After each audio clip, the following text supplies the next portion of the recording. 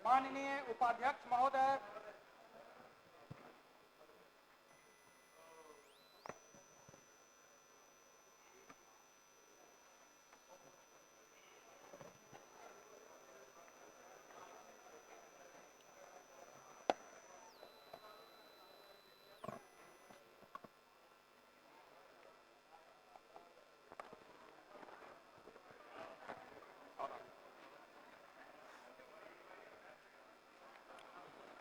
सभा की कार्यवाही प्रारंभ की जाती है।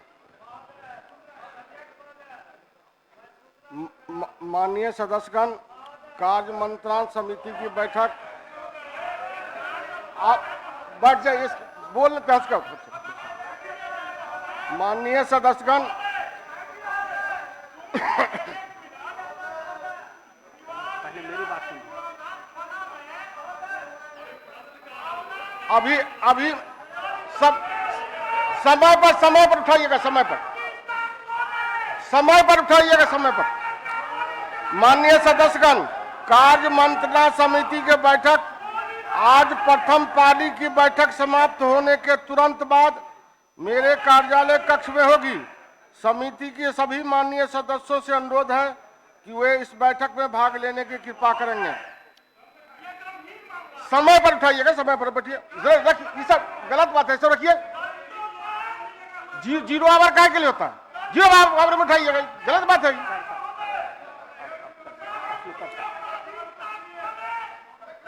अब प्रश्नोत्तर काल होंगे, अल्प सूचित प्रश्न लिए जाएंगे।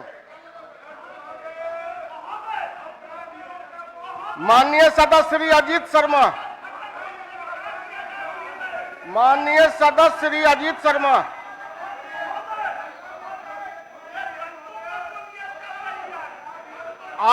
आप जीरो आवर में उठाइएगा, जीरो आवर में। महबूब जी, जीरो आवर में उठाइएगा। एक तो एक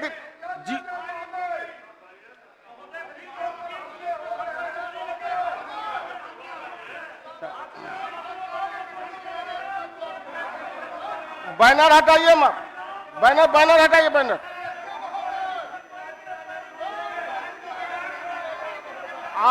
आपको समय देंगे, जीरो आवर में उठाइएगा, आराम से बोलिएगा, अपनी बात रखिएगा, अपनी बात रखिएगा। मेरी बात भी सुनिए ना। अब जीरो आवर में, उसके लिए समय निर्धारित है। ठीक है, जीरो आवर में अब उठाइएगा। अब बढ़ जाइए महबूब जी, जीरो आवर में समय देंगे, बढ़ जाइए। जीरो आवर में समय देंगे। अब पहला, ठीक है,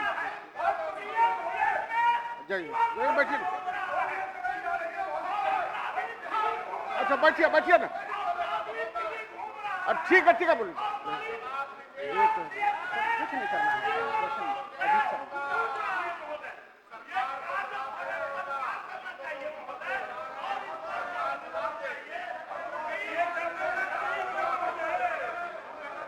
समय पर उठाइएगा ना, समय पर उठाइएगा, देंगे समय।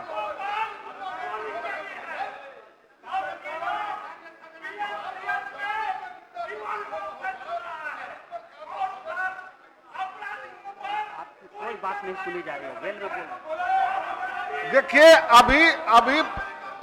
अभी आपकी कोई बात नहीं सुनी जाएगी। आप समय पर उठाइएगा, समय पर उठाइएगा।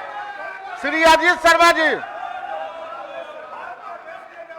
माननीय सदस्य श्री अजीत शर्मा जी, माननीय सदस्य श्री संजय सराफ जी,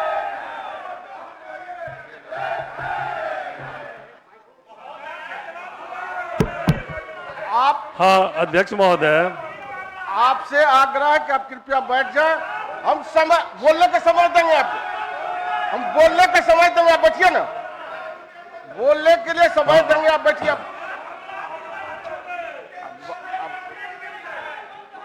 अध्यक्ष महोदय, जवाब मुझे मिला हुआ है अध्यक्ष महोदय। शिक्षा के क्षेत्र में अध्यक्ष महोदय सरकार बहुत अच्छा काम कर रही है, लेकिन अध्यक्ष महोदय प्रश्न में है अध्यक्ष महोदय 10 लाख से ऊपर छात्र अभी भी कोचिंग संस्था में पढ़ रहे हैं, यह सरकार का आंकड़ा है। जो रजिस्टर्ड कोचिंग संस्थाएं हैं 12,000, और इसके अलावा भी कई हजार कोचिंग संस्थाएं हैं जो रजिस्टर्ड नहीं है। तो सरकार जो है 10 लाख बच्चे जो रजिस्टर्ड कोचिंग संस्थानों में पढ़ रहे हैं, इसको गुणवत्तापूर्ण शिक्षा मिले, इसके लिए क्या करना चाहती है अध्यक्ष महोदय, ये मैं माननीय मंत्री जी से पूछना चाहता हूं। माननीय मंत्री जी। शिक्षा विभाग। माननीय मंत्री शिक्षा विभाग। उपाध्यक्ष महोदय, सरकार गुणवत्तापूर्ण शिक्षा के लिए जो कदम उठा रही है उसका इसमें विवरण दिया हुआ है। जो हम योग्य शिक्षक बहाल करने के लिए बिहार लोक सेवा आयोग से नियुक्तियां कर रहे हैं। दूसरे जो नवनियुक्त अध्यापक होते हैं उनको हम SCERT से उनका ट्रेनिंग भी कराते हैं। और जो माननीय सदस्य कह रहे हैं कि कोचिंग संस्थान में पढ़ते हैं, वो अब धीरे धीरे कसा रहे हैं। चलिए,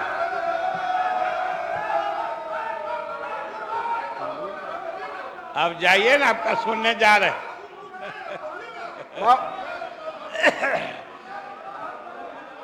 हाँ, माननीय मंत्री जी।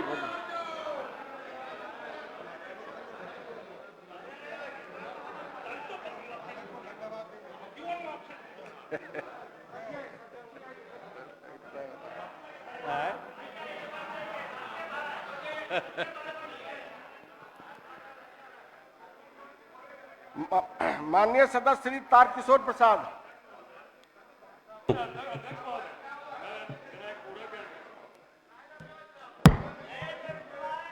सरकार का जवाब आया है अध्यक्ष महोदय। सरकार का कहना है कि शिक्षकों को हम जो है गुणवत्तापूर्ण शिक्षा देने के लिए ट्रेंड कर रहे हैं। लेकिन अध्यक्ष महोदय, जो आधारभूत संरचना है, आप शिक्षकों की बहाली कर रहे हैं, अच्छी बात अध्यक्ष महोदय, होना भी चाहिए। लेकिन जो विद्यालयों में आधारभूत संरचना है, मैं केवल एक विद्यालय का उदाहरण देना चाहता हूं अध्यक्ष महोदय। मेरे विधानसभा में अध्यक्ष महोदय उत्क्रमित +2 मध्य विद्यालय मब्बी है, जिसमें प्राथमिक विद्यालय भी है, मध्य विद्यालय भी है, हाई स्कूल भी है, +2 भी है। लेकिन मात्र 3 कमरे अध्यक्ष महोदय। जब तक आधारभूत संरचना मजबूत नहीं होगी अध्यक्ष महोदय, ये 4 विद्यालय 3 कमरे में कैसे पढ़ाई होगा अध्यक्ष महोदय। और नहीं अगर जगह रहेगी नहीं, और वहां जमीन भी उपलब्ध है अध्यक्ष महोदय। ऐसे हजारों विद्यालय पूरे राज्य में है, भवन का घोर अभाव, और 4-4 स्थलीय विद्यालय चल रहे हैं। तो मैं माननीय मंत्री से पूछना चाहता हूं कि जब तक कोचिंग में बच्चे कम नहीं होंगे तब तक आधारभूत संरचना भवन नहीं बनेंगे अध्यक्ष महोदय। तो क्या माननीय मंत्री जी कुछ इस पे जवाब देंगे कि कब तक ये हजारों विद्यालय, मैं तो एक उदाहरण दिया अध्यक्ष महोदय, 4 विद्यालय उसमें चल रहे हैं, कमरे 3 सरकार के बगल में। और मैं कई बार पत्र लिखा, 2 प्रधान सचिव से मिला, माननीय मंत्री से मिला, लेकिन अध्यक्ष महोदय इसके लिए सरकार क्या सोच रही है अध्यक्ष महोदय कि कब तक ये आधारभूत संरचना भवन का निर्माण जो है कब तक हो जाए अध्यक्ष महोदय। माननीय मंत्री जी। माननीय मंत्री शिक्षा विभाग। महोदय,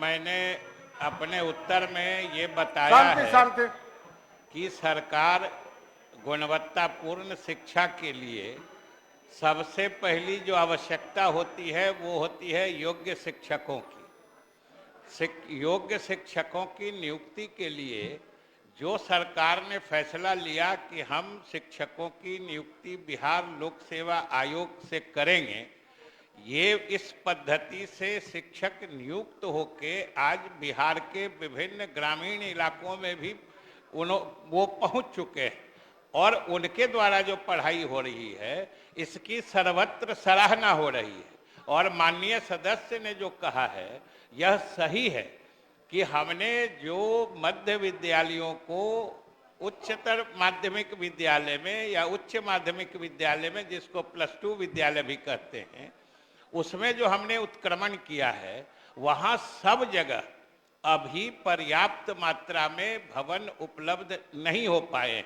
और शायद माननीय सदस्य अवगत होंगे कि इन विद्यालयों में जो उत्क्रमित +2 विद्यालय हैं उनमें पर्याप्त भवन की व्यवस्था के लिए ही सरकार ने 7,000 करोड़ से भी अधिक की योजना स्वीकृत की है और उसमें चरणबद्ध तरीके से उन उत्क्रमित +2 विद्यालयों में भवन की उपलब्धता कराई जा रही है। और महोदय जहां तक इन्होंने किसी खास विद्यालय की बात की है वो अलग से लिख के दे देंगे, हम उसको दिखवा लेंगे। माननीय सदस्य श्री तारकिशोर प्रसाद, माननीय मंत्री शिक्षा विभाग।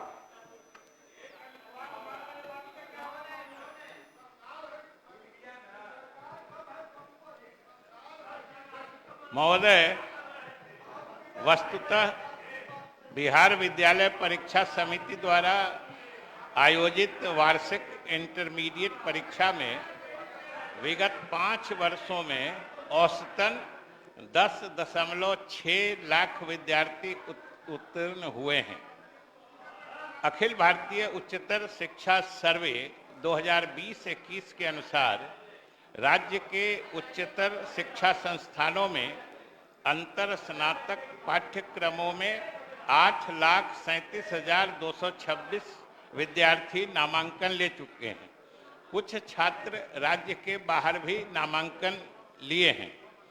राज्य सरकार द्वारा स्नातक की शिक्षा प्राप्त कराने हेतु पूर्व से संचालित डिग्री महाविद्यालयों के अलावा निम्न कार्रवाई की जा रही है कि 9 सरकारी डिग्री महाविद्यालय स्थापित किए हैं।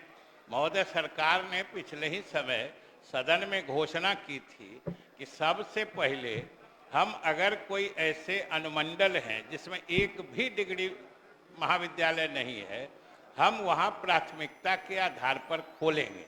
और सरकार ने उस निर्णय के तहत 9 जगह 9 अनुमंडल जहां पे एक भी डिग्री महाविद्यालय नहीं थे, हम लोगों ने उसमें महाविद्यालय खोले हैं।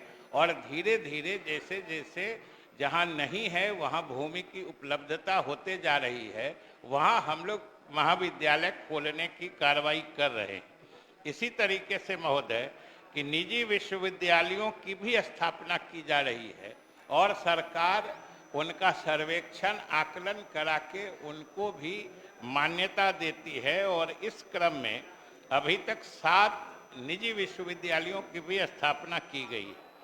महोदय, राज्य सरकार के प्रयास से राज्य में 2 केंद्रीय विश्वविद्यालय भी स्थापित हुए हैं एवं तीसरे केंद्रीय विश्वविद्यालय की स्थापना हेतु भूमि चयन की कार्रवाई प्रक्रियाधीन है।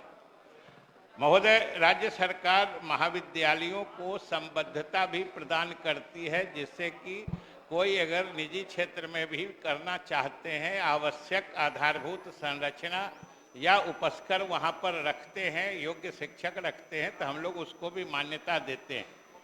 महोदय, आर्यभट्ट ज्ञान विश्वविद्यालय की स्थापना कर उसमें 7 उत्कृष्ट शैक्षणिक संस्थानों की स्थापना की गई है, जिसमें से 3 संचालित हो रहे हैं।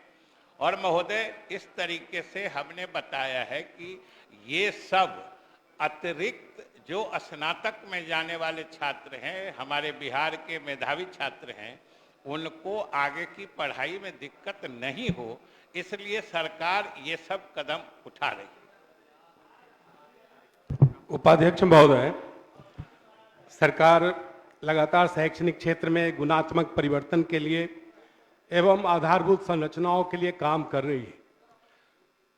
मैं इनका इस अभियान का स्वागत भी करता हूं, लेकिन मैं माननीय मंत्री जी से जानना चाहता हूं कि जो जातीय गणना का सर्वेक्षण का जो प्रतिवेदन है, उसमें मात्र 13 करोड़ की आबादी में 80 लाख ही स्नातक हैं, जबकि 11 लाख प्रतिवर्ष जो हमारे पास डेटा है उसे सरकार ज़्यादा बेहतर बताएगी कि इंटर में मात्र 11 लाख छात्र छात्राएं इंटर की परीक्षा में उत्तीर्ण होते हैं और इसका प्रतिशत मात्र 32 है। तो मैं सरकार से जानना चाहता हूं कि पूरे बिहार राज्य में 101 अनुमंडल हैं और अभी सरकार ने तुरंत अपनी बात को कही है कि मात्र 9 अनुमंडल में ही डिग्री कॉलेज की स्थापना हो पाई है। हो सकता है कि जो शहरी सदर अनुमंडल होंगे वहाँ पूर्व से महाविद्यालय हैं, इसको मैं भी स्वीकार करता हूँ, लेकिन शेष जो जिला मुख्यालय या जिला मुख्यालय से बाहर जितने भी अनुमंडल हैं उसमें सरकार कब तक डिग्री कॉलेज की स्थापना करने का विचार रखती है।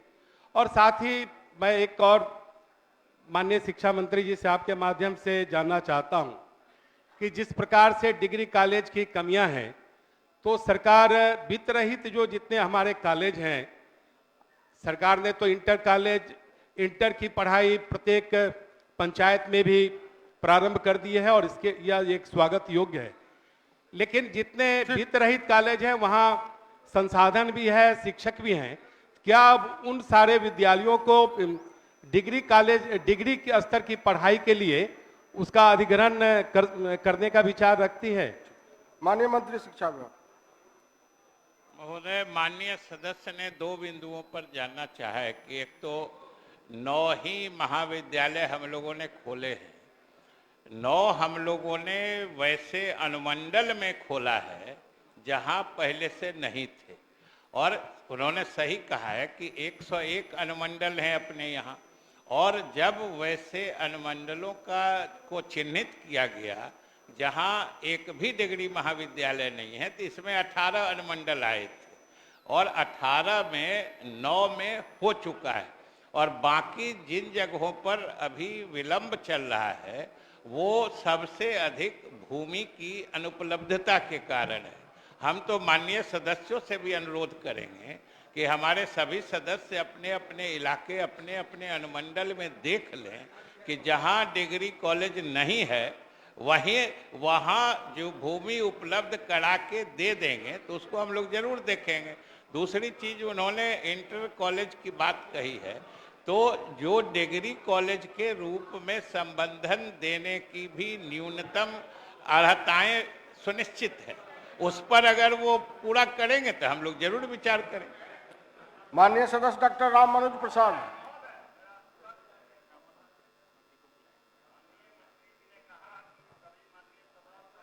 में भूमि उपलब्ध कराएं तो हम डिग्री कॉलेज की स्वीकृति देंगे। जहां मैंने तो अनुमंडल है महोदय, अब उसको और किस फॉर्मेट में देना है मंत्री जी उसको बता देंगे। हम तो जमीन दे रहे हैं, पूरे तौर पर सफिशिएंट जमीन दे रहे हैं। मंत्री जी अगर ये कहें तो मैं फिर से लिख करके दे दूंगा, फॉर्मेट वो बता दे कि इस फॉर्मेट में दीजिए, क्योंकि मैंने बार बार ये अपील करते रहा। ठीक है। मैंने बार बार अपील करते रहा कि हमारा क्षेत्र बॉर्डर पर है महोदय यूपी के, और वहां से 40 किलोमीटर जिला मुख्यालय है, और बच्चों को इंटर पास करने के बाद बहुत परेशानी होती है और उनकी पढ़ाई छूट जाती है। ठीक है, बैठिए मंत्री जी। नहीं महोदय, मंत्री जी इस पर बोले, मंत्री जी इसका जवाब दे दें।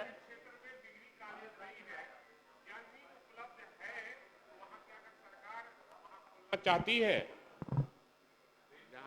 सही कहा इन्होंने, भाई वीरेंद्र जी ने। हमने स्पष्ट रूप से यही कहा जो आपने दोहराया, और हम फिर दोहराते हैं। बीच में सत्यदेव जी तो पूरी पंक्ति पूरा लाइन सुनते नहीं हैं, आधा ही सुन के खड़े हो जाते हैं।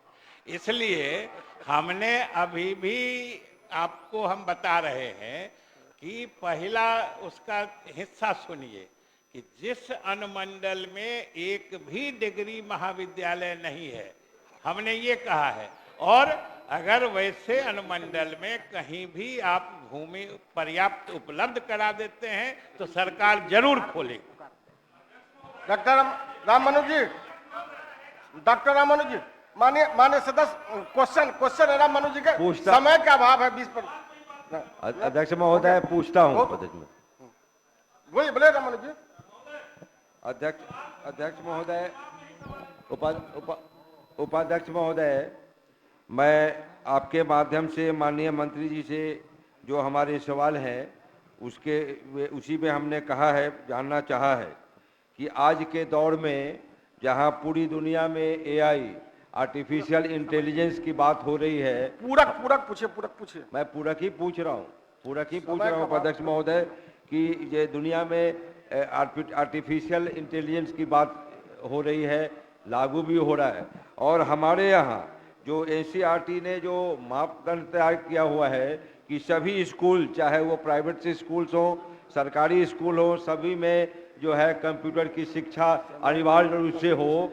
लेकिन आज तक हमारे बिहार में 18.3% स्कूलों में ही वो आज तक उपलब्ध हो चुका है कंप्यूटर का। माननीय मंत्री ये बतलाना चाहेंगे कि बाकी के छोटे स्कूलों में कब तक ये उपलब्ध कराते हैं, चाहे वो सरकारी विद्यालय हो या निजी विद्यालय?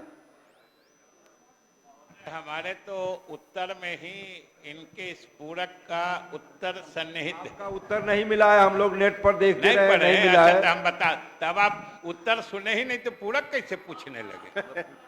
जब आप उत्तर नहीं पढ़े थे, वही तो हम कह रहे हैं, तो पूरक पूछ रहे थे। चलिए हम पढ़ देते हैं, उत्तर बता देते कि आप पूरक पूछिए। रामानुज जी। रामानुज जी आप सुन लीजिए। महोदय, वस्तु स्थिति यह है कि समग्र शिक्षा अभियान अंतर्गत वर्ष 2021-22 में राज्य के 1987 प्रारंभिक एवं उच्च माध्यमिक सरकारी विद्यालयों में आईसीटी लैब के माध्यम से कंप्यूटर शिक्षा दी जा रही है। वित्तीय वर्ष 23-24 में शिक्षा विभाग के पत्रांक 253 दिनांक 25/8/23 के द्वारा राज्य के सभी मध्य विद्यालयों में 10 कंप्यूटर एवं उच्च माध्यमिक विद्यालयों में 20 कंप्यूटर लगाए जाने के लिए आदेश निर्गत है।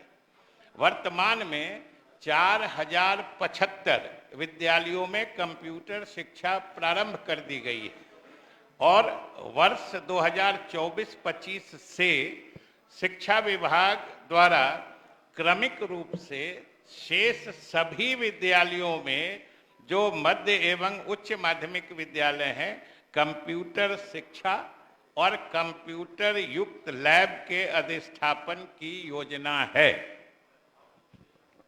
योजना है अध्यक्ष महोदय, मैं जानना चाहता हूं कि इन्होंने कहा कि उपलब्ध है, तो कितने प्रतिशत विद्यालयों में है? जो रिपोर्ट आई है एनसीईआरटी का, आज तक हमारे यहाँ 18.3% विद्यालयों में ही कंप्यूटर की शिक्षा की सुविधा प्रदान की गई है। तब बाकी के जो बचे हुए हैं, वह मंत्री जी ने कहा कि योजना है, लेकिन मैं तो यही जानना चाहता हूं कि योजना है, कार्यन्वित वो कब तक हो जाएगा?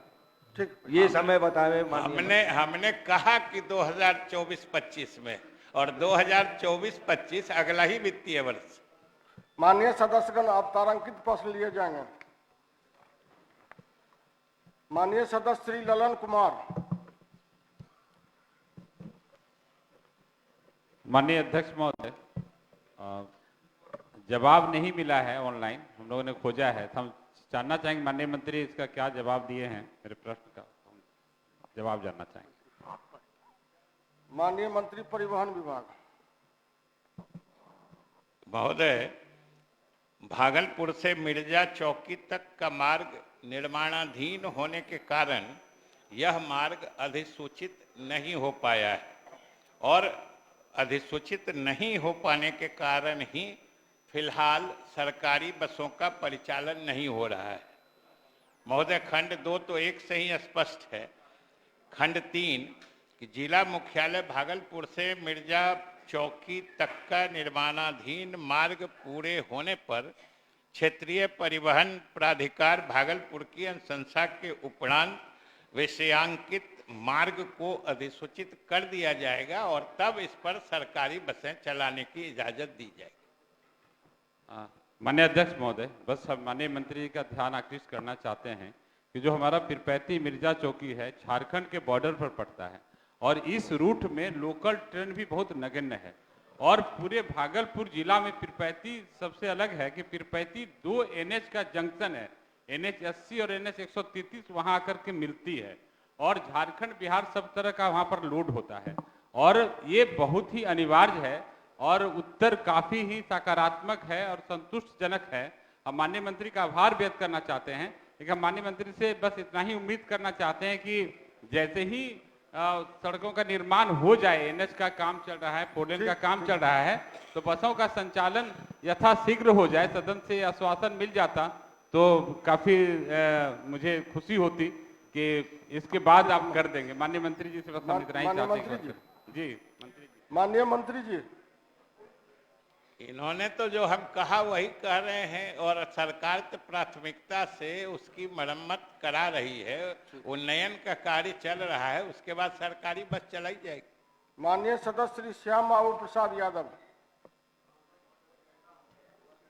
माननीय मंत्री शिक्षा विभाग। अजय कुमार सिंह का क्या? माननीय सदस्य श्री अजय कुमार सिंह।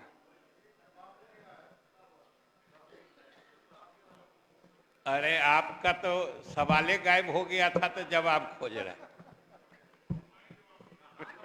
महोदय, खंड 1 एवं 2, खंड 1 एवं 2 उत्तर स्वीकारात्मक है। खंड 3, वस्तु स्थिति यह है कि वित्त रहित महाविद्यालयों को विभागीय संकल्प संख्या 1846 दिनांक 21 नवंबर 2008 के अनुरूप परीक्षा फल आधारित अनुदान दिया जाता है, जिससे उनके वित्तीय दायित्वों का निर्वहन होता है। सरकार द्वारा दिए गए अनुदान से शिक्षक एवं गैर शिक्षकों के वेतनादि का भुगतान होता है। साथ ही ये महाविद्यालय अन्य छात्र छात्राओं से फीस लेते हैं तथा इनके अन्य भी आंतरिक स्रोत हैं, जिससे शेष कार्य होता है।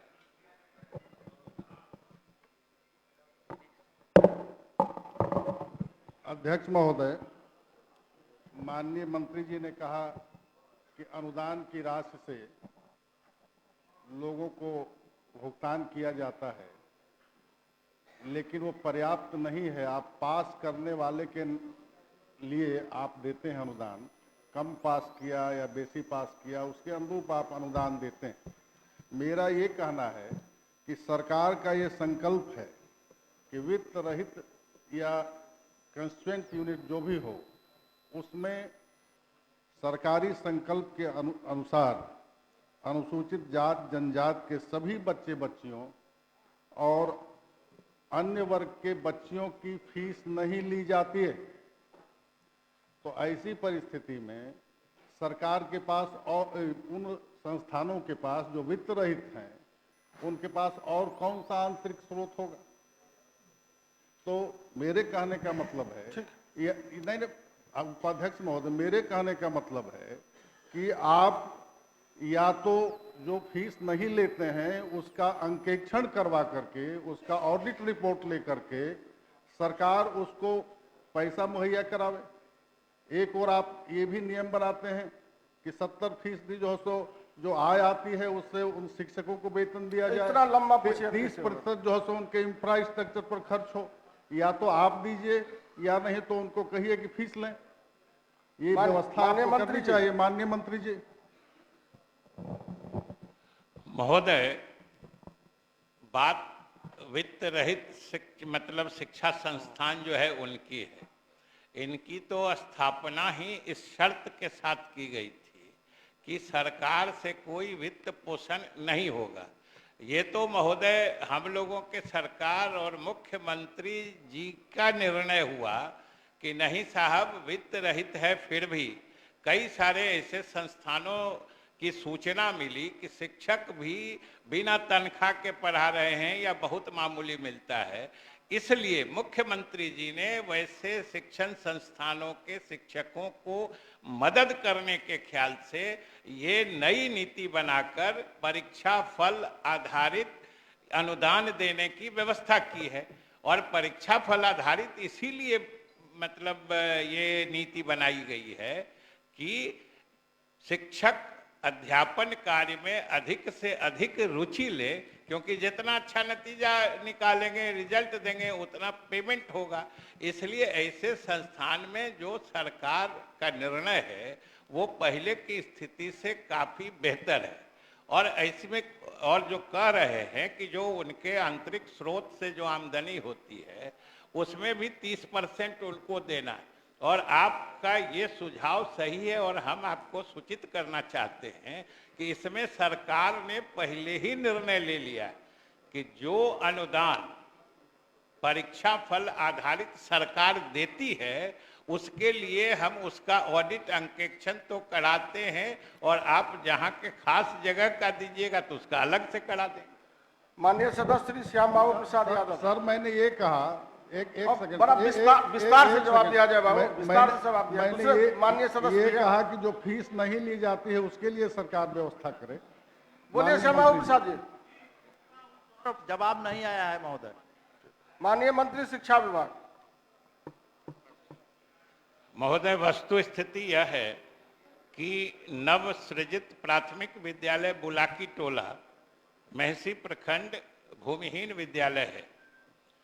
विभागीय निर्देशानुसार वर्तमान में उक्त विद्यालय के कक्षा का संचालन पोषक क्षेत्र से लगभग 1.4 किलोमीटर दूर अवस्थित राजकीय मध्य विद्यालय भुरकुड़वा में हो रहा है। विद्यालय में कुल 150 छात्र छात्राएं नामांकित हैं एवं कुल 3 शिक्षक कार्यरत हैं। अब 10 डिसमल भूमि प्राप्त हो गई है और अगले वित्तीय वर्ष में समग्र शिक्षा अभियान के तहत यहाँ भवन निर्माण की व्यवस्था की जाएगी। मंत्री जी को माननीय बहुत बहुत सदस्य श्री धन्यवाद। निरंजन कुमार मेहता जी।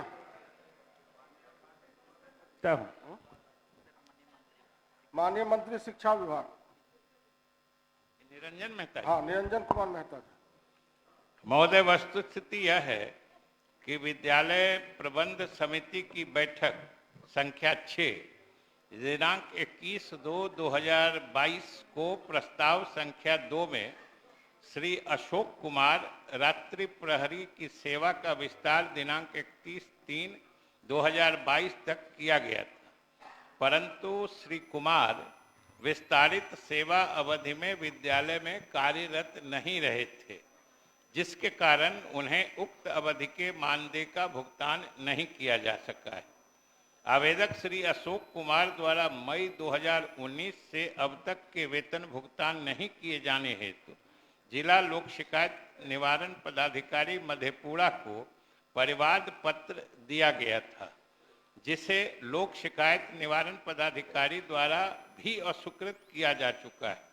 इनके माह जून 2028 से अप्रैल 2019 तक का मानदेय भुगतान किया जा चुका है और माह जून से अप्रैल 2019 तक का लंबित मानदेय का अंतर बकाया राशि का भुगतान एक पक्ष के अंदर मतलब 15 दिनों के अंदर कर दिया जाएगा। माननीय उपाध्यक्ष श्री माननीय उपाध्यक्ष अब सकारात्मक जवाब दिए माननीय मंत्री जी स्पष्ट शब्दों में। माननीय उपाध्यक्ष महोदय 1 मिनट हम समय चाहेंगे और जब जानकारी नहीं देंगे वह गलत जवाब है। माननीय उपाध्यक्ष महोदय मुझे संरक्षण दिया जाए। 15 दिन के अंदर बोले हैं। मेरा नहीं उपाध्यक्ष महोदय, जरा प्रबंध कारिणी समिति क्या है, क्या हम लोगों का महत्व स्कूल के द्वारा दिया जा रहा है, जरा सा हमको 1 मिनट बोलने दिया जाए। माननीय उपाध्यक्ष महोदय, हम आदेश चाहेंगे माननीय उपाध्यक्ष महोदय। वह जवाब महोदय मंत्री जी। हाँ, सुन लीजिए माननीय मंत्री जी बोले। जो ऐसा माननीय सदस्य कह रहे हैं कि अगर ये जवाब गलत है तो इस जवाब में क्या क्या गलत बातें हैं वो लिख के दें, हम किसी वरीय पदाधिकारी से इसकी जांच कराकर अगर गलत होगा तो उनके विरुद्ध सख्त कार्रवाई करें। माननीय उपाध्यक्ष महोदय, माननीय उपाध्यक्ष महोदय, माननीय सदस्य श्रीमती भागीरथी देवी। उपाध्यक्ष महोदय एक मिनट अब मिल करके लिख कर दे दीजिएगा अपना।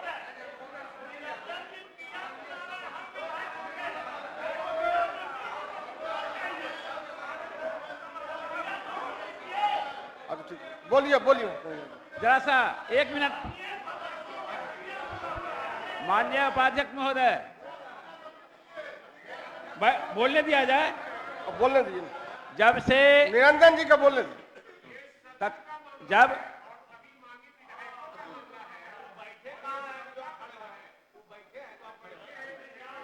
बोलने दीजिए ना। बोलिए निरंजन जी बोलिए। माननीय उपाध्यक्ष महोदय, जो जो जवाब आया है, प्रबंध कारिणी समिति का अध्यक्ष विधायक होता है, या तो सरकार का भी निर्देश है और उन्हीं के अनुसार काम करते हैं। हम बिहारीगंज विधानसभा पर बोलेंगे, अन्य पर हम नहीं बोलेंगे। माननीय उपाध्यक्ष महोदय, मैं माननीय मंत्री महोदय से आग्रह करना चाहूंगा कि जो जवाब आया है, रात्रि प्रहरी का आवेदन मुझे भी प्राप्त हुआ है। मैंने रात्रि प्रहरी के मानदेय के भुगतान के लिए उसकी प्रबंध कारिणी की जो समिति की रजिस्टर कार्यवाही पंजी होती है, वह पंजी जवाब देगी, या हेडमास्टर धूर्त के तरह जवाब दिया है। इसके पहले मुरलीगंज में एपीसी विद्यालय है, रात्रि प्रहरी का पैसा नहीं मिला, मर गया रात्रि प्रहरी। रात्रि प्रहरी का देहांत हो गया पैसा के, बीमारी के इलाज के बिना। और माननीय उपाध्यक्ष महोदय, मैं माननीय मंत्री महोदय से आग्रह करना चाहूंगा, जिस समय माननीय मंत्री महोदय शिक्षा मंत्री महोदय थे, इनको भी हम लेटर दिए थे इसी रात्रि प्रहरी के लिए। माननीय सदस्य, माननीय मंत्री जी ने स्पष्ट शब्दों में कहा कि मैं भी, यदि आप गलत होगा क्वेश्चन 27/6 उसका जवाब हम 27/6/22 को माननीय विजय बाबू को भी हम एक लेटर दिए थे इसी रात्रि प्रहरी के लिए। इतनी अवहेलना हो रही है प्रबंध कारिणी समिति की, इतनी अवहेलना हो रही है कि प्रबंध कारिणी समिति से अगर हम लोगों को मुक्त करा दिया जाए वह बढ़िया है। और प्रबंध कारिणी समिति कोई महत्व नहीं देता है।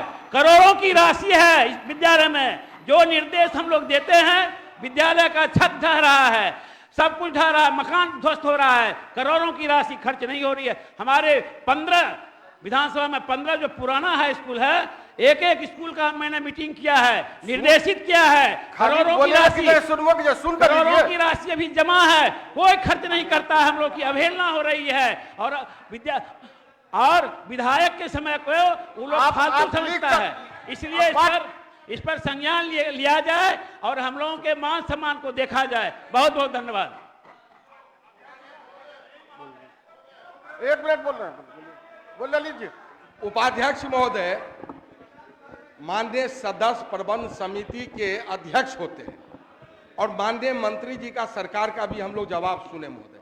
यदि प्रबंध समिति के अध्यक्ष ये कह रहे हैं कि जितनी बात माननीय सदस्य ने रखा है, जो वो समय पर आते थे और ड्यूटी करते थे, और प्रबंध समिति के अध्यक्ष के सर्टिफिकेट के बाद ये हेडमास्टर का सर्टिफिकेट का माननीय मंत्री जी उचित कहते हैं। और एक बिंदु नहीं, माननीय सदस्य ने यह भी कहा है कि प्रबंध समिति के अध्यक्ष की हैसियत से जो भी निर्णय लेते हैं, ये 15 स्कूल का जिक्र किए हैं, एक में अनुपालन प्रधानाध्यापक द्वारा नहीं किया जाता है और वरीय पदाधिकारी उस पर नहीं। इस पर महोदय एक सदन की कमेटी होनी चाहिए, क्योंकि पूरी बिहार से ये मामला है, सभी हाई स्कूल से, जहां माननीय सदस्य का प्रतिष्ठा का सवाल है, तो एक सदन की कमेटी बननी चाहिए। ये माननीय मंत्री जी, माननीय मंत्री जी बोल रहे। अध्यक्ष उपाध्यक्ष महोदय, ये एक सदस्य का नहीं है, ये मामला पूरे सदन के सभी सदस्यों का है और ये चिंता जायज है। जब आप एक विधायक को विद्यालय प्रबंध समिति का अध्यक्ष बनाते हैं और उसके बाद उसकी स्थिति क्या आज हो रही है, इस सवाल को निरंजन जी ने रखा है। एक हेडमास्टर का यह हिम्मत कैसे हुआ, मंजिल जी, ये आपको बताना चाहिए। हम चाहेंगे कि विजय बाबू इसका जवाब दें, माननीय मंत्री जी को जवाब देना चाहिए। मंजिल जी को बोल दीजिए ना, मंजिल जी को बोल दीजिए। विधानसभा के जितने माननीय सदस्य हैं, उन्होंने सरकार की नियमावली के तहत नाइट गार्ड की नियुक्ति की है, लेकिन पिछले दिनों शिक्षा विभाग का एक और सर्कुलर आया जिसमें आउटसोर्सिंग एजेंसी से बहाली नाइट गार्ड की हो रही है। माननीय सदस्यों ने जितने नाइट गार्ड की बहाली की है उसको 5,000 पेमेंट मिल रहा है, लेकिन आउटसोर्सिंग एजेंसी से जो बहाली हो रही है उसको 9,000 से ज्यादा पेमेंट मिल रहा है। तो पैसा एक ही जगह से जाना है, पद एक ही है, लेकिन माननीय सदस्यों को अपमानित करने के लिए केवल हमारे द्वारा बहाल को 5,000 और आउटसोर्सिंग एजेंसी से बहाल लोगों को 10,000 मिल रहा है। इस पे हम चाहते हैं कि माननीय मंत्री महोदय बात कहें। और इस माननीय मंत्री जी अब जवाब महोदय इसमें एक और बात जोड़ना चाहते हैं कि इसमें आउटसोर्सिंग एजेंसी का कोई टेंडरिंग नहीं है, पूरे मामले में कोई आरक्षण का प्रणाली लागू नहीं है, रोस्टर लागू नहीं है। इस पे मंत्री जी जवाब दे दें। आउटसोर्सिंग का कहीं नहीं लिखा हुआ है जिसका जवाब दे महोदय, लेकिन अब माननीय सदस्यों द्वारा चयनित जो नाइट गार्ड है उनका तो अपमान हो रहा है, उनका तो अपमान हो रहा है। माननीय मंत्री जी, सरकार की नियमावली से हम लोगों ने सवाल किया था और एजेंसी से होगा 10,000 पेमेंट मिलेगा, हम करेंगे 5,000 पेमेंट मिलेगा। आग्रह ये है कि जो सदन की राय है और इसमें पक्ष विपक्ष सब शामिल हैं, और हम ये जो ललित जी ने कहा उसके साथ होने के बावजूद मैं कहता हूं कि ये सिस्टमेटिकली जो भ्रष्टाचार घुसा हुआ है हर लेवल पे, उसका प्रतिलक्षण है जो हर डिपार्टमेंट में हो जाता है, और इस डिपार्टमेंट में हम लोग उसको फेस करते हैं। और ये जो सवाल है कि आउटसोर्सिंग के लिए 9,000 और 10,000 रुपीज गवर्नमेंट देती है और उसको 5,000 मिलता है, तो ये ठीक है, ये जो विसंगतियां हैं, इसको जवाब दिया जाए इस पे, और इस पे कमेटी बनाई जाए प्लीज। माननीय मंत्री जी, माननीय मंत्री जी। उपाध्यक्ष महोदय, ये जो प्रश्नाधीन मामला है, ये एक विद्यालय में एक जो कहिए कि ग्रुप डी सेवा के व्यक्ति रिटायर करते हैं, उनको एक्सटेंशन दिया जाता है और उसके बाद वो एक्सटेंडेड पीरियड में, विस्तारित समय में वो उस विद्यालय में सेवा दिए कि नहीं दिए, मामला इस विवाद तक सीमित है इस प्रश्न के अंतर्गत। अब इसमें आउटसोर्सिंग का मामला, आरक्षण पालन करने का मामला, ये तो इस प्रश्न से संबंधित नहीं है। और जहां तक माननीय सदस्य ने कहा है कि आखिर विद्यालयों के अध्ययन अध्यापन कार्य में जो हमारे माननीय विधायक गण हैं उनका भी असर देखरेख रहे, इसी विचार के तहत तो सरकार ने उनको अध्यक्ष बनाया है। और हमने पहले ही कहा है कि अगर मामला किसकी इज्जत या कौन गड़बड़ कौन सही है इसका नहीं है, मामला ये है कि वो विस्तारित सेवा में विद्यालय में सेवा दे रहे थे कि नहीं, मात्र इतने का इसमें विवाद है। और हमने कहा कि जिस वरीय अधिकारी से कहे हम जांच करा देते हैं, और अगर वो सेवा में थे तो सरकार उनका भुगतान सुनिश्चित करेगी। इसलिए इसमें कहाँ कोई इतना मैंने रोस्टर आउटसोर्सिंग कहाँ की बात आ गई इसमें। माननीय सदस्य श्रीमती भागीरथी देवी, एक क्वेश्चन में इतना समय नहीं लगेगा ना माननीय सदस्य पर, बोलिए।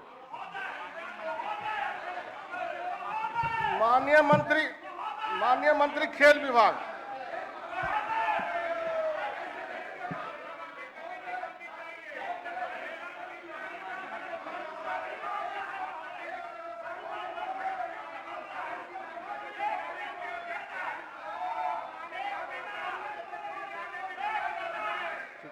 एक आदमी बोलिए।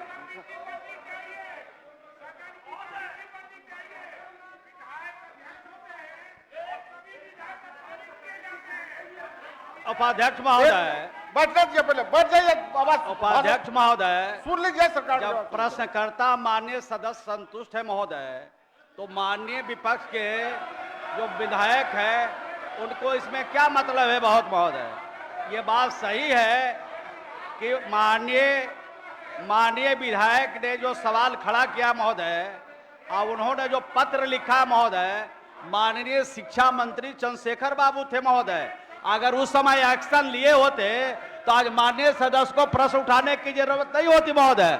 ये माननीय सदस्य लोग जो खड़े हैं महोदय, चंद्रशेखर बाबू को अगर अच्छा सुझाव देते तो आज शिक्षा विभाग के लिए प्रश्न पूछने की जरूरत नहीं होती महोदय। माननीय सदस्य संतुष्ट हैं, इसलिए आगे सदन की कार्यवाही चले दीजिए। अब बहुत सारे महत्वपूर्ण सवाल है, उसको उत्तरित होने दीजिए। माननीय मंत्री जी से आग्रह है कि सदस्यों की भावना देखते हुए इस पर गंभीरता से अपना विभाग से बात करेंगे। श्रीमती भागीरथी देवी, पूछती हूँ।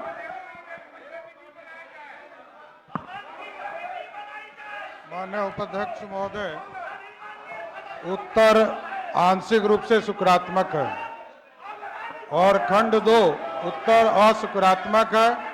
वस्तुस्थिति यह है कि मुख्यमंत्री खेल विकास योजना अंतर्गत प्रत्येक प्रखंड में एक आउटडोर स्टेडियम निर्माण का लक्ष्य है। पश्चिम चंपारण जिले के रामनगर प्रखंड के महारानी जानकी कुंवर उच्च विद्यालय चमुआ में स्टेडियम निर्माण की स्वीकृति विभागीय स्वीकृति संकल्प 734 दिनांक 23/8/2010 को दी जा चुकी है और इसको पूर्ण कर लिया गया है। कि सर बनवा दिया जाए।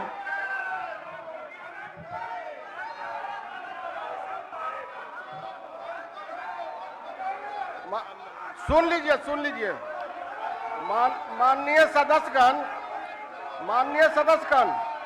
चूंकि आप लोग जो पूरक प्रश्न उठाए हैं वह मूल प्रश्न के संबंध में नहीं है, इसलिए मूल प्रश्न में नहीं है ये। अपना स्थान ग्रहण करें और प्रश्न को आगे बढ़ने दें।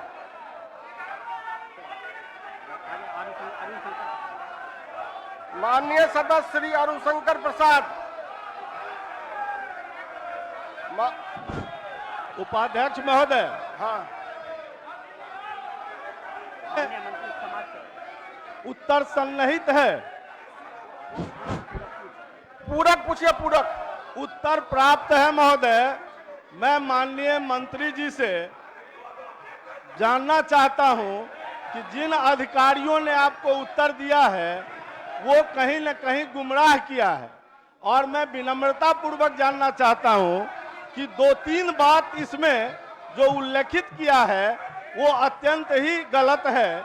एक तो जिनकी बहाली की गई है रिंकू देवी की, वो सिंधुजा शंकर ठाकुर का होना चाहिए था।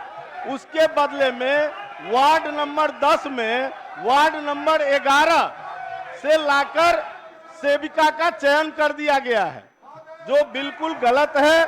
सरकार का जो नियम है उसके अनुकूल नहीं है। ये बहाली नियमानुकूल नहीं होने के कारण मैं उसके पक्ष में प्रमाण देना चाहूंगा महोदय कि वहां ग्राम पंचायत चुनाव 2020-2010 के मतदाता सूची का अवलोकन करवाया जाए और इस संबंध में जांच अधिकारी नियुक्त किए जाए महोदय।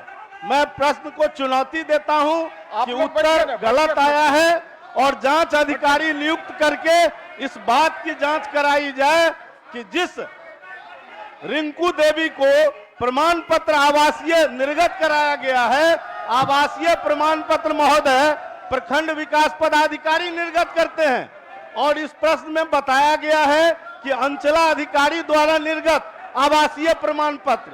महोदय, ये विसंगतियां हैं कि जब सरकार आवासीय प्रमाण पत्र के लिए प्रखंड विकास पदाधिकारी को रखे हुए है, तो अंचला अधिकारी ने किस परिस्थिति में गलत प्रमाण पत्र दे दिया। और माननीय मंत्री, दूसरा है कि उसके सास ससुर का नाम जिस वार्ड में होगा वही वार्ड मान्य होता है, जबकि उसके सास ससुर का नाम भाग संख्या 88, 85, 86, 87 पर दर्ज है, गृह संख्या 39 में दर्ज है, जो वार्ड नंबर 11 में है, और 11 के लोगों को 10 में चयनित करके जबरदस्ती अधिकारी रखे हुए हैं। उन अधिकारियों पर क्या माननीय मंत्री जी कार्रवाई करवाएंगे? माननीय मंत्री समाज कल्याण विभाग। माननीय उपाध्यक्ष महोदय, माननीय सदस्य का जो प्रश्न है महोदय, उसके उत्तर स्पष्ट रूप से उनको हस्तगत कराया गया महोदय, और उसमें 2-3 बात की चर्चा खुद माननीय सदस्य कर रहे हैं महोदय, और सरकार के जवाब को चुनौती भी दे रहे हैं। इसमें उम्र की सीमा महोदय 18 से 40 साल की है महोदय, और जो प्रमाण पत्र उपलब्ध कराया गया है महोदय, ये सिंधुजा शंकर ठाकुर जी का पति उदय शंकर ठाकुर जी का जो प्रमाण पत्र उपलब्ध कराया गया है महोदय, उनकी उम्र 18 से 40 वर्ष से ज़्यादा है महोदय, नंबर 1। नंबर 2 महोदय, ये जो प्रमाण पत्र है महोदय, ये उसके अनुसार इनकी नियुक्ति होने का कोई प्रश्न नहीं है महोदय। जहाँ तक वार्ड नंबर 11 के रिंकू देवी का घर 11 में बताया जा रहा है महोदय, अंचलाधिकारी के द्वारा जो प्रमाण पत्र दिया गया है उसको भी उन्होंने चुनौती दी है महोदय। मैं सरकार के वरीय अधिकारी से इसकी जांच 15 दिन के अंदर कराएंगे महोदय। अगर जांच में गलत पाए जाएंगे तो निश्चित रूप से उनके विरुद्ध सिर्फ उनका नियुक्ति ही रद्द नहीं, बल्कि उनके विरुद्ध जो अधिकारी ने ये प्रमाण पत्र दिया है उनके विरुद्ध भी कार्रवाई करेंगे महोदय। माननीय सदस्य सकारात्मक जवाब है, इससे अच्छा बहुत ही विनम्रता पूर्वक माननीय मंत्री जी का एक बिंदु पर और ध्यान आकृष्ट करना चाहूंगा अपने प्रश्न के माध्यम से।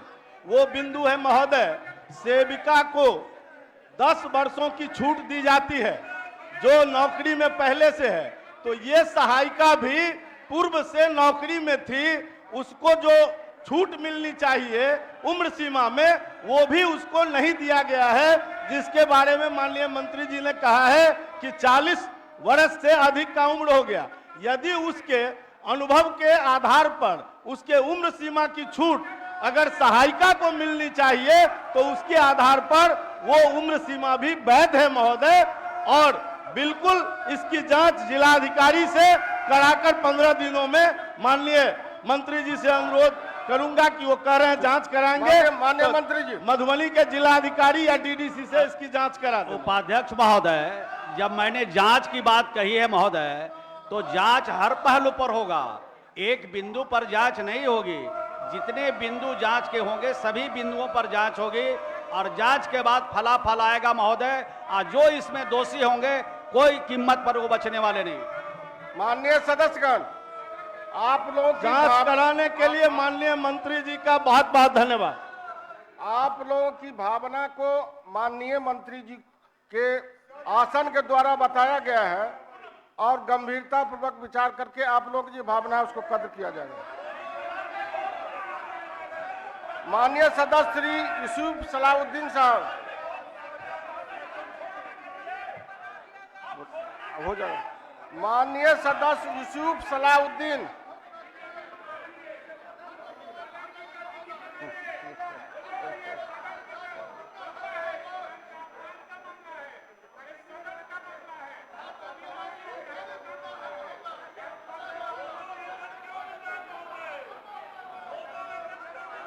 क्या करूं? मैं पूछता हूँ,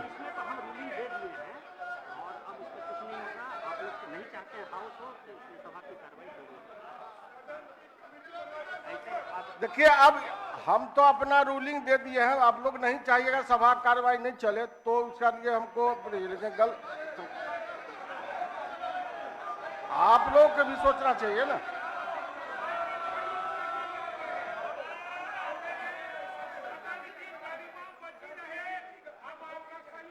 हमने आपकी भावना को आसन से माननीय मंत्री जी को गंभीरता पूर्वक विचार करने के लिए कहे, तो इस तरह स्पष्ट क्या होगा?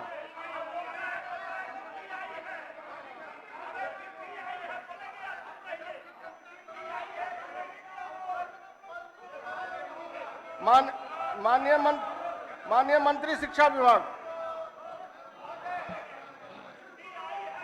महोदय, वस्तु स्थिति यह है कि विभागीय स्वीकृत्यादेश संख्या 43-30/8/2013 अंतर्गत डिग्री महाविद्यालय सिमरी बख्तियारपुर की स्थापना हेतु 5,46,58,505 रुपये मात्र की प्रशासनिक स्वीकृति दी गई है। भूमि की अनुपलब्धता के कारण डिग्री महाविद्यालय सिमरी बख्तियारपुर का भवन निर्माण कार्य प्रारंभ नहीं हो पाया है।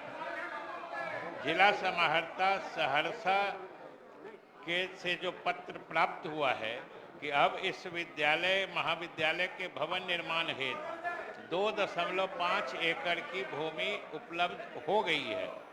डिग्री महाविद्यालय सिमरी बख्तियारपुर के भवन निर्माण हेतु अब शैक्षणिक आधारभूत संरचना विकास निगम पटना को द्वारा पुनः प्राक्कलन बनाया गया है, जिसके स्वीकृति की कार्रवाई चल रही है।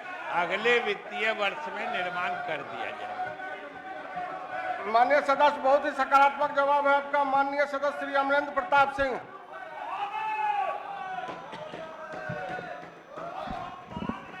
जाइए।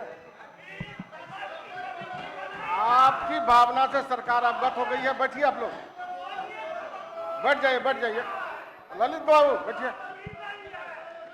वीरेंद्र बाबू बैठिए, बैठिए, बैठ जाइए, बैठिए, बैठिए, हो गया, बैठिए। अध्यक्ष महोदय, हमें उत्तर प्राप्त हुआ है, लेकिन जो उत्तर दिया गया है मुझे लगता है कि माननीय मंत्री महोदय को अधिकारियों ने गुमराह किया और यह उत्तर सदन में रखा गया। इसलिए महोदय, मैं माननीय मंत्री से यह जानना चाहूंगा कि क्या यह बात सही नहीं है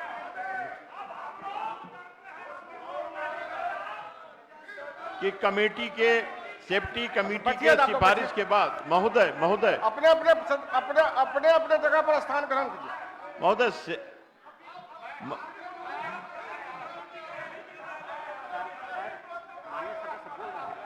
महोदय, सेफ्टी कमेटी के सिफारिश के बाद 21 जुलाई को राज्य सरकार से सुझाव मांगा गया था, जो 4 अगस्त को राज्य सरकार ने सुझाव दे दिया।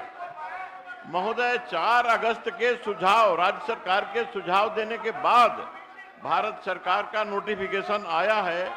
अब मैं जानना चाहता हूं महोदय कि अब राज्य सरकार कौन सा दूसरा और अंतिम नोटिफिकेशन का इंतजार कर रही है, जबकि उसके बाद का नोटिफिकेशन आ गया है और उसी नोटिफिकेशन के आलोक में अन्य राज्यों में यह नियम लागू है कि अब टेक्निकल ही और एमबीए होंगे, एमबीआई होंगे और डीटीओ होंगे, यह अन्य राज्यों में लागू है और यहाँ ने उसके कई फायदे हैं, सरकार यह जानती है। ठीक है, इसके बाद भी इसमें विलंब क्यों हो रहा है, मैं जानना चाहता हूं। माननीय मंत्री परिवहन विभाग। महोदय, हमने उत्तर में बताया है कि ये जो ड्राफ्ट पब्लिकेशन हुआ था उस पर बिहार सरकार ने अपनी टिप्पणी दे दी है भारत सरकार को, लेकिन उस पर अंतिम निर्णय करके अधिसूचना जारी नहीं हुई है। और हमने सदस्य माननीय को कहा है कि अगर भारत सरकार अधिसूचना जारी कर देगी, निश्चित रूप से सरकार उस पर विचार करेगी। सकारात्मक जवाब है। माननीय सदस्य सुश्री श्रेयसी सिंह जी। अध्यक्ष महोदय, उत्तर प्राप्त है और जिला अधिकारी को निर्देश भी दिया गया है कि भवन निर्माण का कार्य पूरा किया जाए, परंतु एक सवाल इस जवाब में ही छुपा हुआ है। इस जवाब में लिखा गया है कि 13वीं वित्त में इस आंगनवाड़ी केंद्र के लिए राशि आई थी, उपलब्ध कराई गई थी, परंतु ये कार्य पूरा नहीं कराया गया। साथ ही साथ यह भी लिखा गया है कि पोषक क्षेत्र में समुचित स्थल नहीं रहने के कारण पूर्व की सेविका द्वारा ये केंद्र संचालित था। मैं माननीय मंत्री से ये जानना चाहती हूँ कि क्या ये केंद्र का भवन निर्माण पूरा कराने के जो सरकार की सोच है वो इस 15वीं वित्त की राशि से पूरा की जाएगी? हाँ तो कब तक? माननीय मंत्री समाज कल्याण विभाग। माननीय उपाध्यक्ष महोदय, माननीय सदस्य सुश्री श्रेयसी सिंह जी का जो प्रश्न है महोदय, बहुत गंभीर प्रश्न है महोदय। इसके उत्तर हमने दिया है महोदय। निश्चित रूप से जिलाधिकारी उप विकास आयुक्त को निर्देश जारी किया गया महोदय कि ये जल्द से जल्द अधूरे भवन का कार्य पूरा करा दे महोदय, ये निर्देश दिया गया है और इसको समय सीमा के अंदर हम इसको पूरा कराएंगे, जल्द से जल्द पूरा कराएंगे। उपाध्यक्ष महोदय, माननीय मंत्री यह बता दे कि क्या ये दोनों बात जो अलग अलग लिखी गई है कि एक तरफ सरकार द्वारा राशि भी आई, दूसरी तरफ पोषक क्षेत्र में समुचित स्थल नहीं है, तो क्या ये कारण आगे जिला पदाधिकारी द्वारा नहीं सामने आएगा? माननीय मंत्री। अध्यक्ष महोदय, बिल्कुल स्पष्ट उत्तर है महोदय कि जिस आंगनबाड़ी सेविका, जिस आंगनबाड़ी केंद्र के बारे में माननीय सदस्य ने प्रश्न किया महोदय, और वो भवन अधूरा है, 13वीं वित्त की राशि से जो काम हो रहा था महोदय वो अधूरा है और वहाँ पर पहले से जो कार्यरत सहायिका थी महोदय उसका निधन हो गया, लेकिन निधन के पूर्व उन्होंने अधूरे भवन को करकट से चार करके उसका में काम चला रही थी महोदय। अभी भी उसी तरह से काम चल रहा है महोदय, और मैंने निर्देश दिया अधिकारियों को कि ये करकट की जगह 13वीं वित्त की राशि से उसको जल्द से जल्द पूरा करा दें। ठीक है, माननीय सदस्यगण अपना स्थान ग्रहण करें। अब प्रश्नोत्तर काल समाप्त हुआ। जिन प्रश्नों के उत्तर तैयार हो उन्हें सदन पटल पर रख दिए जाएं। महोदय अपने अपने स्थान ग्रहण करें, अपने अपने जगह पर बैठ जाएं। अब कार्य स्थगन प्रस्ताव की सूचना ली जाएगी। अपने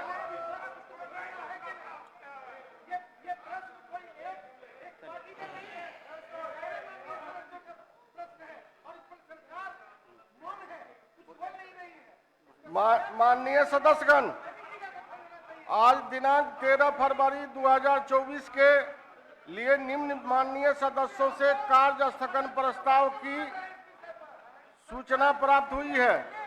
श्री सत्यदेव राम जी, श्री अजीत शर्मा। आज सदन में वित्तीय वर्ष 24-25 के लिए आय व्यय का उपस्थापना एवं महामहिम राज्यपाल के अभिभाषण के धन्यवाद प्रस्ताव पर वाद विवाद तथा सरकार के उत्तर का कार्यक्रम निर्धारित है। अतएव बिहार विधानसभा की प्रक्रिया तथा कार्य संचालन नियमावली के नियम 47(2) एवं नियम 6(3) के तहत नियमानुकूल नहीं रहने के कारण कार्य स्थगन प्रस्ताव की सभी सूचनाएं को अमान्य किया जाता है। अब शून्यकाल लिए जाएंगे। माननीय सदस्यगण, अब शून्यकाल लिए जाएंगे। माननीय सदस्य श्रीमती मंजू अग्रवाल जी। महोदय, गया जिला अंतर्गत नगर परिषद सरघाटी के जीटी रोड स्थित प्रोफेसर विजय शंकर राय महिला महाविद्यालय से इंदिरा नगर होते हुए हटिया मोहल्ला मोड़ तक सड़क का निर्माण कराए जाने की मांग करती हूँ। माननीय सदस्य श्री गोपाल रविदास जी। माननीय सदस्य श्री महानंद सिंह जी।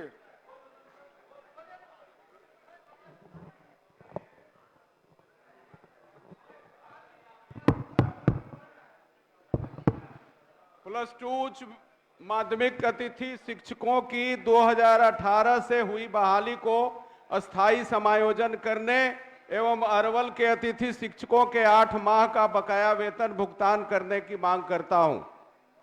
माननीय सदस्य श्री अजीत कुमार सिंह जी। माननीय सदस्य श्री ललन कुमार।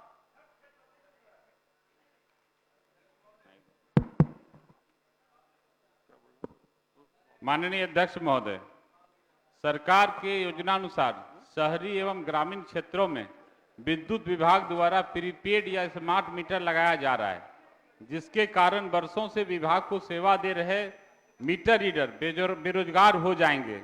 उनके नौकरी के लिए मैं सरकार से वैकल्पिक व्यवस्था करने की मांग करता हूं। माननीय सदस्य श्री गोपाल रविदास जी।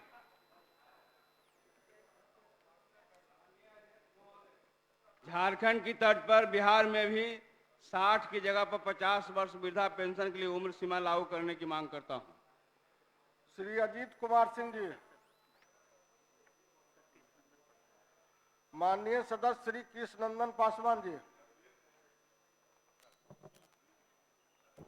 माननीय अध्यक्ष महोदय, पूर्वी चंपारण जिला अंतर्गत तुरकौलिया प्रखंड के बेलवा राय खास चौवर से लेकर मझरिया के पास धनौती नदी तक जल निकासी पानी जाम हो जाने से 2 पंचायतों को हजारों एकड़ जमीन जल जमाव होने के कारण फसल विहीन हो गई है। सरकार से मांग करता हूं कि पानी का उड़ाई करावे। माननीय सदस्य श्री वीरेंद्र प्रसाद गुप्ता जी।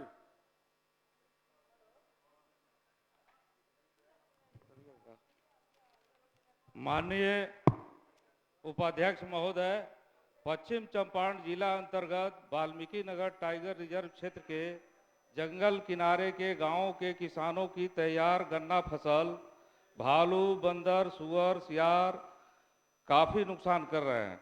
अतः यथाशीघ्र उस क्षेत्र के किसानों की गन्ना फसल चीनी मिलों में आपूर्ति कराने की व्यवस्था करने की मांग सरकार से करता हूं। महोदय, ये एक गंभीर समस्या है और जितने जंगल के किनारे के गांव हैं वहां का गन्ना सप्लाई चीनी। माननीय सदस्य श्री रामबली सिंह यादव, माननीय सदस्य श्री अरुण शंकर प्रसाद,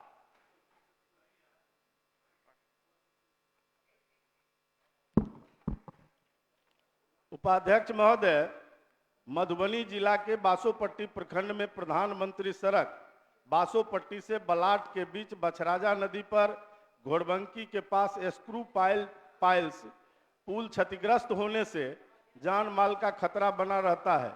शीघ्र क्षतिग्रस्त पुल की जगह आरसीसी पुल निर्माण कराने की मांग करता हूं महोदय। माननीय सदस्य श्री अरुण सिंह जी, माननीय सदस्य श्री अरुण सिंह, माननीय सदस्य श्री सूर्यकांत पासवान,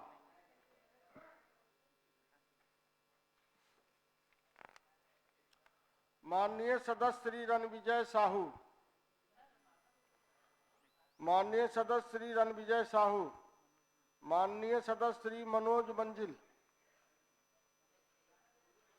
माननीय सदस्य श्री अमरजीत कुशवाहा,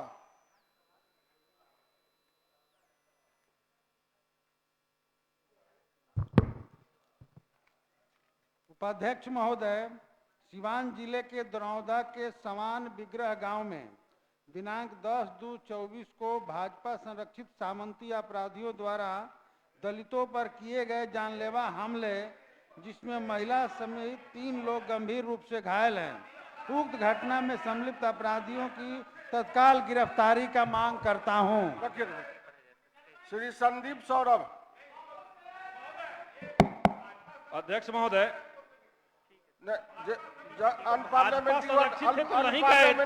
निकल जाएगा।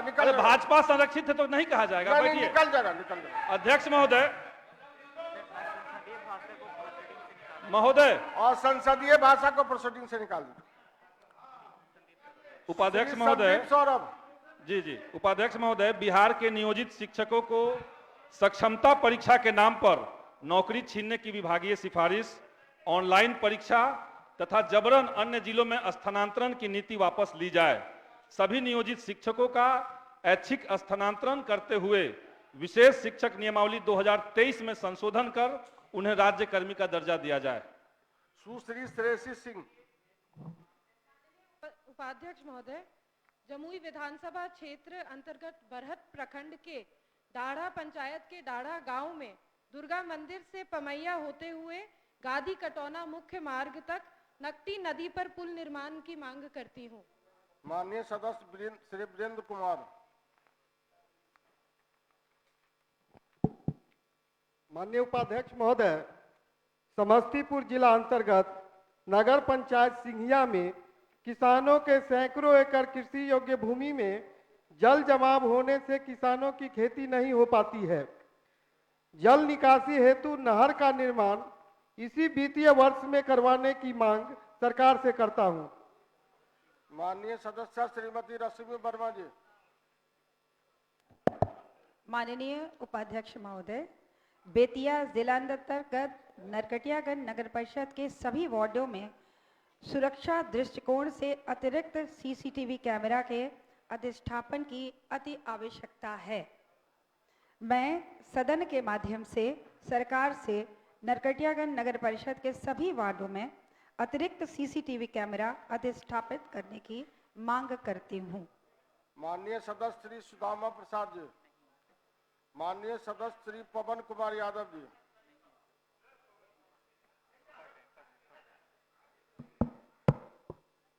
माननीय अध्यक्ष महोदय, भागलपुर 0 माइल से कहलगांव होते हुए मिर्जा चौकी तक NH80 का निर्माण कार्य काफी धीमी गति एवं गुणवत्ता पूर्ण नहीं हो रहा है, जिससे निर्माण निर्धारित समय पर पूरा नहीं होगा। अतः उक्त सड़क निर्माण की उच्च स्तरीय जांच कराकर दोषियों पर उचित कार्रवाई करने की सरकार से मांग करता हूं। ठीक, शून्यकाल समाप्त हुए। अब ध्यान आकर्षण सूचना लिए जाएंगे। बाग में धरना पर बैठे हुए हैं, इनका जो उचित मांग है मैं सरकार का ध्यान आकृष्ट करता हूं, जो उस पर निश्चित रूप से विचार किया जाए। अब ध्यान आकर्षण सूचना लिए जाएंगे। माननीय सदस्य श्री विजय कुमार खेमका अपनी सूचना को पढ़ें। माननीय उपाध्यक्ष महोदय, पूर्णिया सहित सीमांत जिलों में आदिवासी समाज बहुतायत संख्या में निवास करते हैं।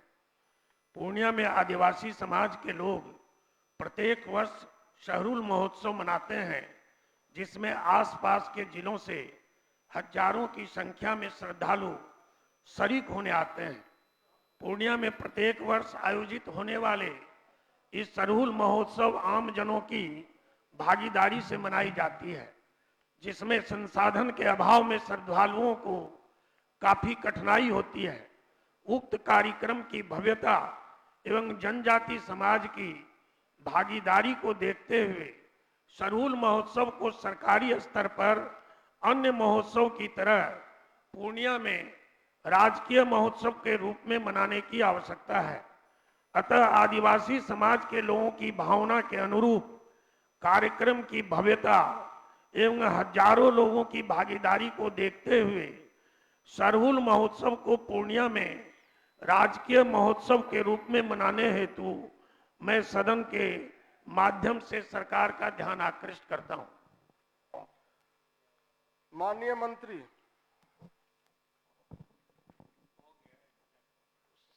सभापति महोदय, माननीय सदस्य विजय खेमका के द्वारा शहरुल महोत्सव के आयोजन के लिए महोदय उन्होंने जो ध्यानाकर्षण लाया है महोदय, इस संदर्भ में विभागीय स्वीकृतादेश संख्या 628 दिनांक 13/2/2024 द्वारा पूर्णिया जिला अंतर्गत शहरुल महोत्सव के आयोजन हेतु 10 लाख रुपए मात्र की स्वीकृति प्रदान की गई है महोदय। उपाध्यक्ष महोदय, नई सरकार में जो हमारे मंत्री हैं, और विशेष रूप से मैं उनको धन्यवाद देता हूं कि देश के यशस्वी प्रधानमंत्री जी ने राष्ट्रपति महामहिम द्रौपदी मुर्मू जी को बनाने का काम किया, और बिहार में जो वो क्षेत्र है जिस क्षेत्र में जनजाति हैं, जिसका कि ये त्यौहार बहुत पवित्र त्यौहार है और प्रकृति पूजन का त्यौहार है, जो बसंत ऋतु से शुरू होता है, और इसको देखते हुए सरकार ने इसको राजकीय दर्जा दिया, महोत्सव मनाने का जो है निर्णय किया है और राशि भी आवंटित किया है। इसके लिए मैं बहुत बहुत धन्यवाद देता हूं, आभार व्यक्त करता हूं।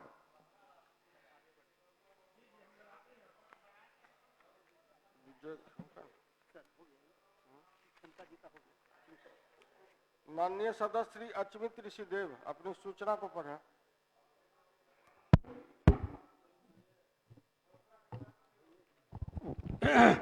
उपाध्यक्ष महोदय, अररिया जिला रानीगंज प्रखंड के गुणमती पंचायत के वार्ड नंबर 3 एवं 7 में बैसेठी माइनर से पुराना पोखर होते हुए पहुंसरा पंचायत के रानीबाड़ी संथाली टोला तक सड़क का पक्कीकरण नहीं है, जिससे अनुसूचित जनजाति के लगभग 1000 परिवारों के बरसात में रानीबाड़ी से गुणमती आने में काफ़ी कठिनाई होती है।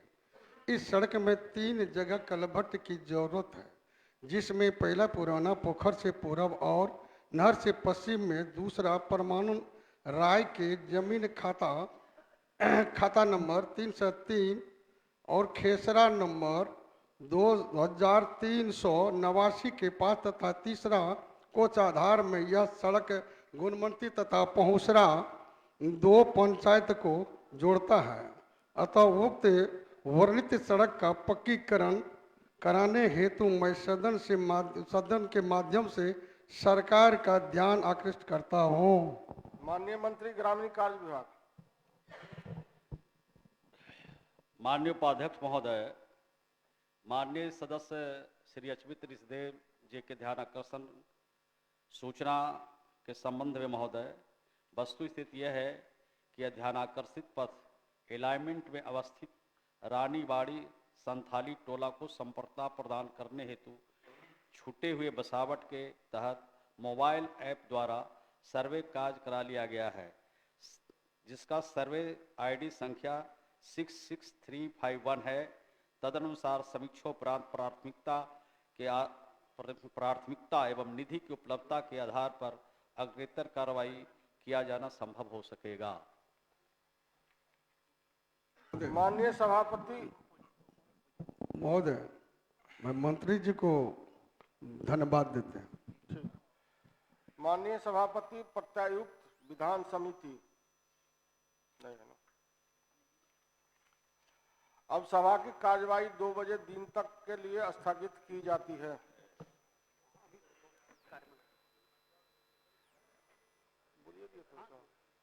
कार्य मंत्रा के बारे में बोल दिए थे।